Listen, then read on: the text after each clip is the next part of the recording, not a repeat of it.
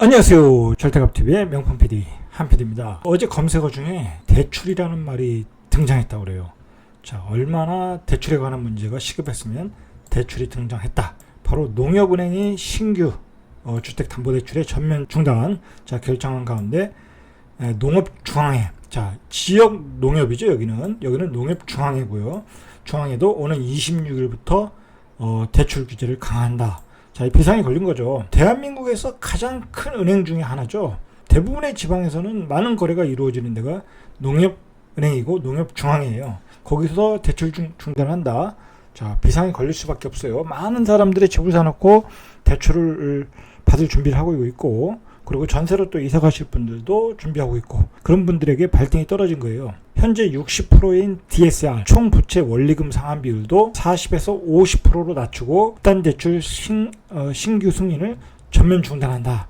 이렇게 발표하니까 대출이 검색어 1등으로 등장한 거예요. 값을 올린 게 누군데 은행 창구에서는 다급한 전화들이 빗발쳤다고 그래요. 아주 정신없이 전화가 왔다고 그래요. 집값은 좌파 정보가 올려놓고 또 그 뒤통수를 친다 이거죠. 이 문제는 뭐냐면 지금 농협, 우리은행, 제일은행 이렇게 대출을 규제를 강화한다. 그러면 이제 나머지 은행들이 있지 않습니까? 조금 여유가 있겠죠.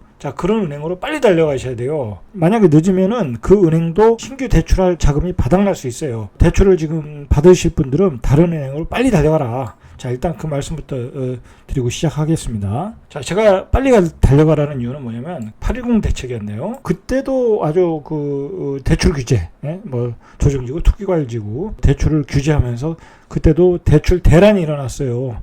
이제 이번에도 대출 대란이 일어난 거예요.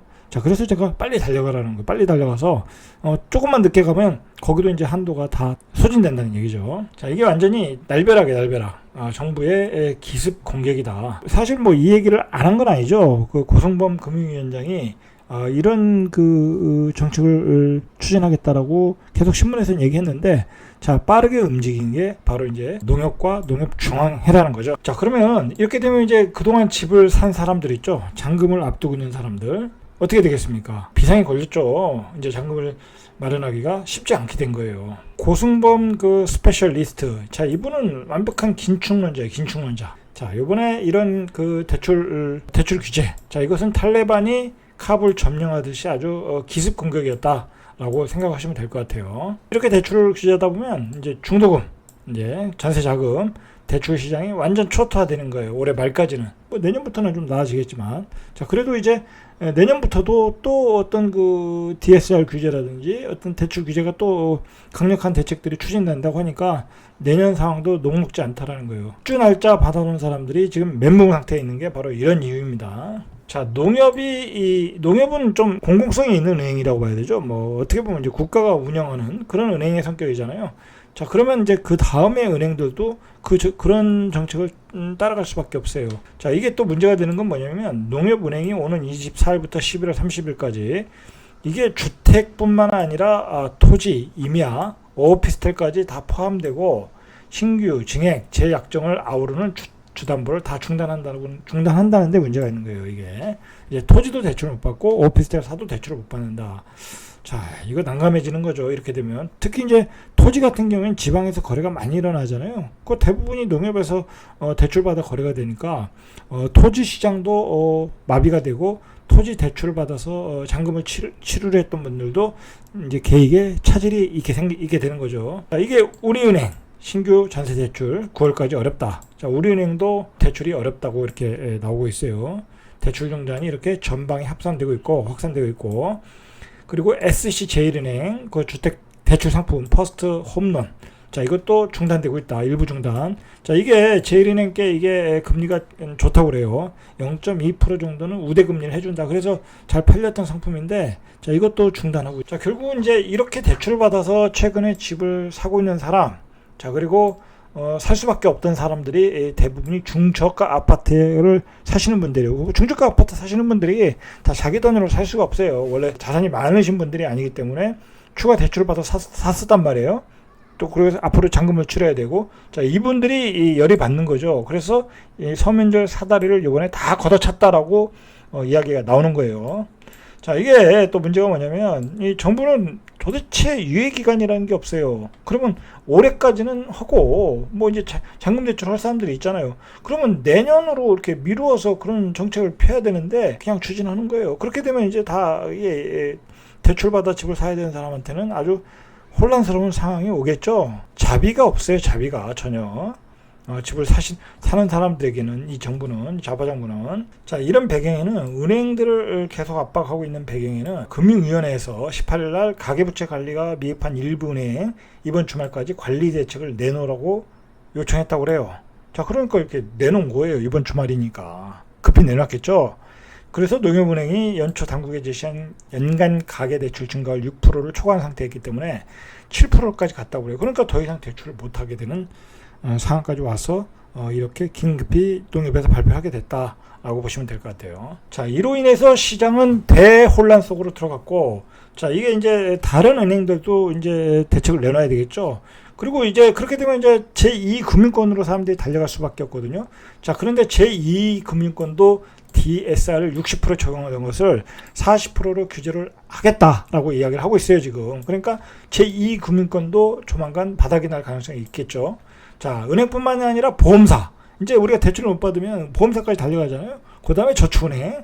자, 이런 제2금융권도 대출 중단 내지는 대규모 대출 요건이나 한도 축소에 나설 것으로 금융계는 보고 있다라는 거죠. 지금 빨리 서두르셔야 돼요. 잔금을 치르실 분들은 제2금융권이든 다른 은행이든 빨리 서둘러서 잔금 계획을 빨리 마련하셔야 돼요. 안 그러면 대란이 일어날 수 있어요. 나오는 기사가 가을철 이사철이 코앞인데 내 집 마련 사다리를 걷어찼다라고 이 내 집 마련하신 분들이 성토를 하고 있는 거예요. 자, 그러면서 시장을 다시 대혼란으로 몰아가고 있다는 거죠. 자, 지금은 대선이 코앞인데 이러고 있다라는 거, 이러고 있다. 자, 대선이 코앞이기 때문에 이러고 있는 거예요. 집값이 계속해서 폭등하니까 긴급 조치를 취한 대출을 막으라. 막으면 거래가 안 될 거 아니에요. 아주 이거야말로 뭐 긴급 조치지 뭐가 있겠어요. 아무리 많은 대책을 내놔도 집값이 안 잡히고 금리 인상을 한다고 해도 집값이 안 잡힐 것 같으니까 결국은 대출을 막아라. 그거밖에 더 있겠습니까? 정부가 할 일이. 좌파 정부가 바라볼 때는 주택도 문제이지만 뭐가 문제냐? 비트코인도 문제고 주식시장에도 걱정이 가겠죠. 왜냐하면 주식시장 지금 3,250에서 뭐 거의 3,050, 80 그 정도로 주식이 지금 폭락하고 있지 않습니까? 삼전도 그렇고. 자, 그리고 비트코인도 뭐 거의 반토막이 났고. 자, 그러면 거기에 투자하신 분들에서 누구예요? 마통, 2030 세대들이 마통을 만들어서 투자를 했단 말이에요. 자, 그분들이 지금 원금 회수도 못하고 있는 상황이라는 거예요. 자, 그걸 정부에서 파악을 하고 있겠죠. 자, 그래서 금융감독원이 지난 13일 시중은행 여신 담당 임원들에게 개인 신용 대출 한도를 대출자 연소득 수준으로 낮추라고 요구했어요. 자, 이제 마통을 만들면은 120%에서 200%까지 이 한도를 줬는데, 연봉 수준은 100% 이내로 하향 조정하라라고 사실상 창구 지도를 했다는 거예요. 이제 이렇게 되면 마통이라는 건 자기가 계약한 기간이 있잖아요. 기한되면 그 돈을 갚아야 돼요.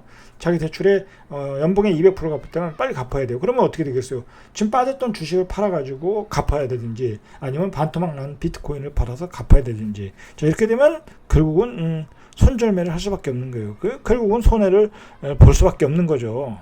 자, 그래서 또 연끌 세대들이 또 개패를 보게 되는 거예요, 지금.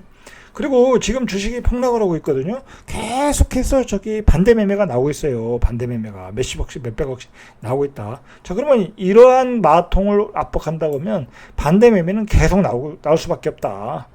자, 이게 또 문제가 뭐냐면 이 연기금이 삼성전자 주식을 작년에 무지하게 많이 팔았다. 올해도 많이 팔았고. 자, 그걸 개인 마통이 다 받아줬어요. 자, 이런 아이러니한. 자, 이런 상황에서 그 삼성전자는 요즘 폭락을 하고 있죠. 자, 이런 상황에서 또 마통을 막으면 어떻게 되겠어요? 반대 매매에서 팔고 빚을 갚는 수밖에 없다. 결국 원금이 다 까지게 되는 격이 되는 거죠. 자, 인터넷 뱅킹 카뱅도 신용대출 연소득 한 배로 축소한다라고 이제 이야기가 나오고 있어요. 젊은 사람들이 우리가 이 자본주의를 확실하게 인식해야 돼요. 자본주의는 결국은 어떤 그 자산 투기 시장, 버블 시장이 오면 대출을 마음껏 해줘요. 마음껏 해줘. 그때는. 예? 그래야 경제가 산다고 하니까. 근데 이게 투자한 돈이 또 가서 뭐랄까요, 버블이 꺼지면은 그걸 또 회수해 가요. 그런 원리예요. 그러니까 이게 자본주의 시장에서 돈을 굴린다는 게 어떤 교육을 하고 자기가 학습을 하고 그렇게 투자를 해야지, 안 그러면 이렇게 그 시장의 어떤 그 버블 분위기에 편승해서 투자를 하면 이런 계피를 볼 수밖에 없는 거예요. 자, 그래서 정부는 지금 다 나간 돈, 지금 버블 시장의 신용 확대를 통해서 버블 시장이 된 돈을 다 자산을 대출을 즉각 회수하라고 지금 명령을 줬어요. 주택담보대출자가 약정을 위반할 경우 대출도 즉각 회수해라. 이게 이제 예를 들어서 그 생활안정자금으로 1억 대출이 가능하거든요. 투기가 해주고 조정주고해서. 자, 그 돈을 가지고 또 이제 주택을 사신 분들이 있어요. 예를 들어서. 그리고 또는 기존 주택을 처분하기로 한 약정이 있는데 그것을 지키지 않는 경우에도 그 돈도 회수하라는 얘기예요. 그런 사람들이 많거든요. 지금 기간 내에 팔아야 될 집들이 많거든요. 자, 이렇게 저렇게 지금 압박을 하고 있다. 근데 지금까지는 이게 은행들이 사실 적극적으로 체크를 못했어요. 이거 뭐 어떻게 일일이 다 체크를 해요. 뭐 개인정보이고 그러니까 그 사람이 집을 팔았는지 안 팔았는지 그거 어떻게 다 체크할 수가 없거든요. 그래서 그냥 유야무야 넘어갔는데 그것도 보고하라는 얘기예요. 보고하라. 그러니까 시장에 매물을 나오게끔 유도를 하겠다라는 거죠. 그러니까 이 정부 입장에서는 대선을 앞두고 대단한 해결사를 등판시켜. 정부가 이렇게 강한 압박을 하는 표면적인 얘기는 가계부채가 1,700조라는 얘기예요. 자, 1,700조 가계부채가 부담스럽다. 자, 1월부터 7월 전체 금융권의 가계부채 증가액이 78조, 거의 79조가 늘었다. 그 과정을 통해서 2019년에 1,500조, 1,504조, 2020년에 1,631조, 2021년에 1,710조. 자, 자산시장 신용 확대로 버블이 끼고 있다고 정부가 판단을 했다라는 거예요. 자, 이렇게 해서 이런 표면적인 이유로 우리가 냉정하게 생각할 게 전세자금 대출, 주택담보대출, 자, 그것 자체는 악성 부채가 아니에요. 뭐 정부가 은행에서 빌려주고 나중에 은행에서 회수할 수 있는 돈이기 때문에 그 안정감이 있는 부채란 말이에요. 자, 그걸 악성 부채로 볼 필요가 없는 거죠. 없는데 정부의 표면적인 이유는 1,700조나 된다. 자, 이게 문제가 아니라 늘어나는 국가 부채가 문제죠. 좌파 정부가 퍼주는 그 국가 부채이 늘어나는 게 더 문제라는 거죠. 사실은. 자, 이렇게 기습적인 그 공격을 한 실질적인 이유는 뭐냐면 지금 넘쳐나는 시중자금의 집값, 전셋값의 동반 급등세로 이어지고 있어요. 그리고 정부는 그 집값에 버블이 꼈다. 너무 부동산 고점이다 라고 경고를 하고 있는데 그게 전혀 먹히지 않고 있다는 거예요. 자, 그래서 KB 부동산 리뷰원에 따르면 지난달 주택 전년 같은 달 비해서 14.26%, 14.26%가 올랐다고 그래요. 그러니까 2002년 이래 최대 상승폭을 기록했다. 자, 이런 상황에서 구원투수가 등장한 거예요. 그 구원투수는 네가 그 다 요걸 다 먹고 대출 규제를 강력하게 해라. 대출을 막아라. 자, 그렇게 해서 시장을 잠재워라. 집값을 잠재워라. 그래야 대선을 치르지 않겠습니까? 왜 그러냐면 그 서울시, 부산시 보궐선거에서 야당이 이겼던 게 뭐예요? 그 부동산 민심 폭발이었거든요. 이런 대로 이 상태로 계속 가다 보면 또 부동산 민심이 폭발하면 대선도 위험할 수 있다. 자, 그게 바로 실질적인 이유라는 거죠.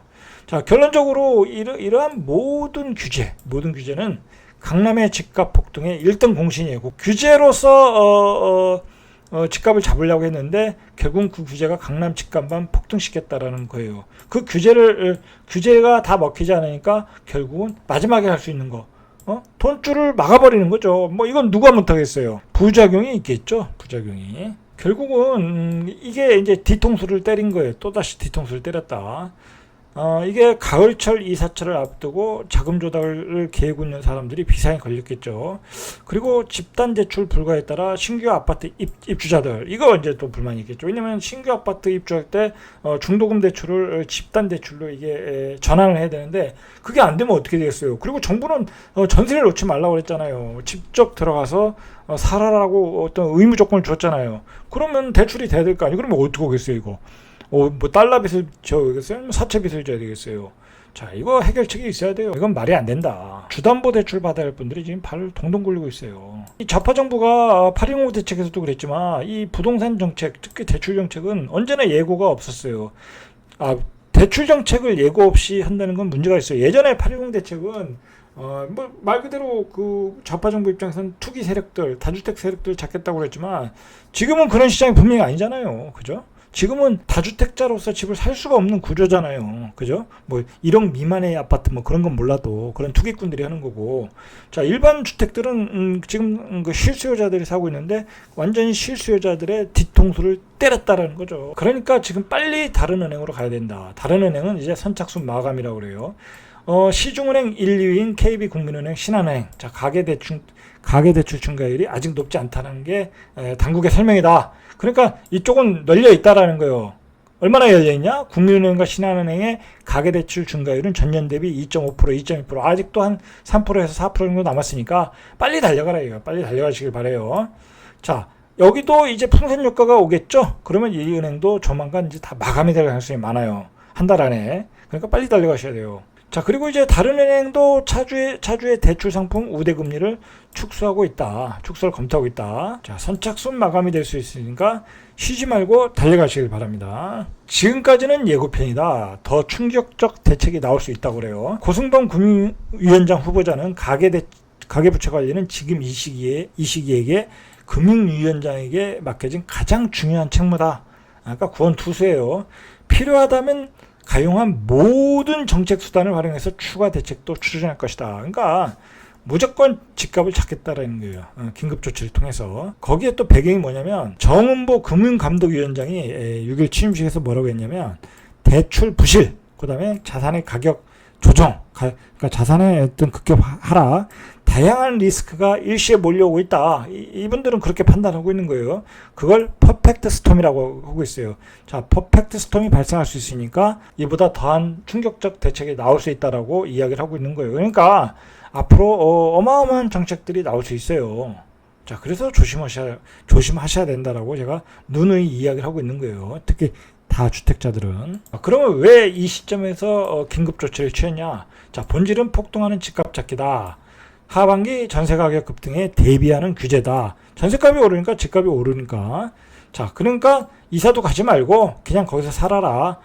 이 얘기는 부동산 시장을 스톱시키겠다는 거예요. 거래 스톱. 자, 그 얘기예요.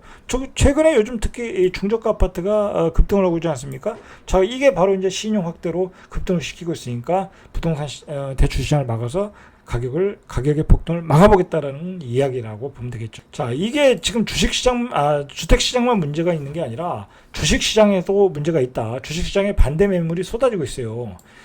외국인이 지난 9일 이후에 9일 거래 동안에 한 6조 7천억 정도를 순매도하면서 코스피가 지금 3천을 위협받고 있어요. 그 가운데서 반대 매매가 쏟아지고 있는데, 지난해 3월 급락장에서는 신용융자 잔액이 8조 원, 1년 한 반 전에, 1년 5개월 전에 8조 원인데, 지금은 25조 원이라는 거예요. 이 신용융자.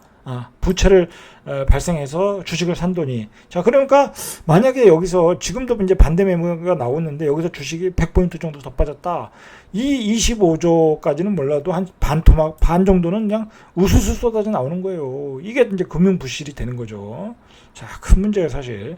자, 그러니까 요즘 주식 투자하시는 분들 조심하셔야 된다. 제가 누누이 이야기했어요. 6월부터 얘기하고 7월 달에도 누누이 조심했어요. 계좌가 녹을 수 있다. 청구만 해라. 계속 이야기했지 않습니까? 제가 방송에서. 미수금 반대 매매가 지난 1월에 387억 원이 나왔다고 그래요. 지난 18일 기록한 370억 원 또 나왔고, 자, 이게 올해 들어 큰 규모로 7개월 만이다라는 거예요. 자, 17일에도 반대 매매가 319억 원 나왔다. 전체 미수금 규모는 한 4,500 정도 수준이다. 자, 이렇게 이제 반대 매물이 나올 그 대기 매물이 쌓여 있다. 짧게는 4,500, 크게는 25조까지 있다. 자, 이렇게 되면 이제 대란이 일어나는 거예요. 만약에 이 주식시장이 이렇게 흔들리면 주택시장도 흔들릴 수 있어요. 자, 이게 왜 그 국민들에게 욕을 먹냐? 돈줄을 쥐는 게. 하라는 문제는 규제를 풀어서 시장 경제로 만들어서 시장이 돌아가게끔 만들어야 되는데, 정부가 계속 시장을 죽이는 규제를 계속해서 만들어내고 있다는 거. 이 대출 규제도 정부가 할 수 있는 마지막 대출 규제예요. 돈줄을 막고 금리 인상을 하고. 자, 이렇게 되면 결국은 어떻게 되겠어요? 서민들만 폭탄 맞는 거예요. 지금 대출을 받아서 많은 사람들이 이 중저가 주택 그리고 2030 연끌 세대들이 많은 그 대출을 받아서 집을 사지 않았습니까? 결국은 이제 서민들에게 폭탄이 떨어진다. 자, 그리고 이제 물론 다 주택자 그리고 막 여기저기 토지도 사고 오피스텔도 사고 지식형 산업센터도 사고 자 그런 분들 곤란한 상황이 올 수도 있다. 그러니까 이 자꾸 이게 정부의 타겟은 역시 다주택자 투기 세력이거든요. 투기 세력 뭐 그런 많은 자산을 가지신 분들, 많은 부채를 발생해서 많은 자산을 가지신 분들은 지금 조심하셔야 돼요. 지금 꽃길이 아니다. 지금 지옥문이 열리고 있어요, 지금. 물론 비트코인 시장도 타격을 받겠죠. 일단 아무리 해도 변하지 않는 것들이 있겠죠. 자, 서민들은 이렇게 되면 이제 전세에서 이제 월세로 갈 수밖에 없어요. 전세자금 대출이 안 나온다고 하니까. 자, 그러니까 서민들은 서민들 사다리만 다 걷어갔다라고 이야기를 하는 거예요. 자, 그렇다고 변하지 않는 게 있어요. 투기 세력들은 계속 돈을 벌 수 있어요. 왜 그러냐면 이 사람들은 갭 투자자들이고 1억 미만의 주택을 계속 공략을 하고 있으니까 자 거기에 대한 대책은 전혀 나오지 않고 있다. 자 결국 이런 대출 규제는 서민들의 기회를 박탈하고 중산층들의 집을 살 기회를 박탈하는 것이다. 그리고 결국은 현금 부자들만 유리한 시장으로 만들어가고 있다는 게 문제라고 봐야 되겠죠. 자, 앞으로 이렇게 뒤통수를 때리는 정책은 나오면 안 된다. 너무나 정부라는 게 뭐예요? 예상할 수 있는 정책을 내놓고 국민들이 준비를 했다가 실행할 수 있어야 되지 않겠습니까? 자, 그런데 예상하지 못한 정책을 자꾸 내놓으면 국민들은 당혹할 수밖에 없고 힘들어할 수밖에 없다. 자, 오늘은 여기까지 이상 절대값 TV의 명품 PD 한 PD였습니다.